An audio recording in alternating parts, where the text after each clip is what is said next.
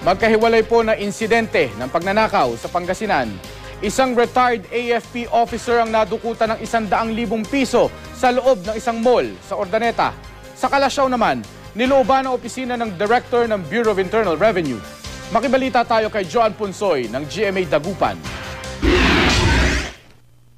Ganito na ang itsura ng opisina ng Direktor ng Bureau of Internal Revenue Kalasyaw District Office sa Pangasinan matapos looban kahapon.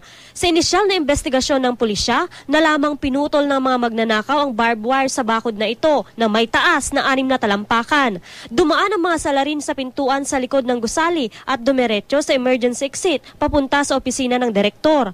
Tinangay ng mga magnanakaw ang vault sa opisina. Mga 3,000 to 5,000 lang laman nun eh. Akala siguro nila na maraming laman yung vault dahil katatapos lang nung filing season. Baka akala nila na nagtatago kami ng pera rito sa opisina. Kalaunan, natagpuan ang vault sa sementeryong katabi ng gusali. Sa itsura ng vault, halatang pilit itong binuksan para makuha ang lamang pera sa loob. Wala namang nakitang kuha ng CCTV ng opisina na makakatulong sa investigasyon. Hindi raw kasi nakatutok ang CCTV sa dinaanan ng mga magnanakaw. Lahat ng tao na sa paligid, sa within the compound, suspect yun. Wala pa tayong direct na tinutukoy. So kasabayan pa rin ang masusin nating investigasyon.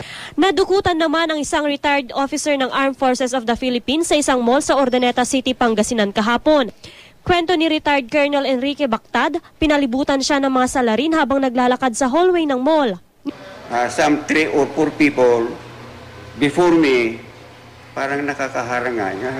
Sinalik-salikan ako. Inipit po kayo? Hindi naman gano'n, pero they're in front of me. Hinakaw kay Bactad ang mahigit 100,000 pisong pera. Nakaka-withdraw lang niya sa bangko. Hindi raw mamukhaan ni Bactad ang mga mandurukot, kaya hirap ang mga pulis sa investigasyon. Wala ring CCTV sa palapag kung saan naganap ang pagnanakaw. Sa Alcala, Pangasinan, kalaboso ang 17 taong gulang na lalaking ito matapos mahulian ng homemade shotgun o sumpak.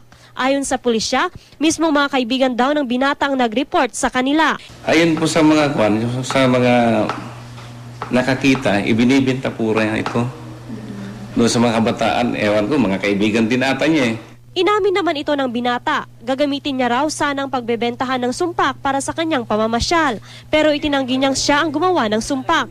Napulot lang daw niya ito. Nakatakda siyang i-turn over sa DSWD. Joan Punsoy, Nagbabalita, Pilipinas.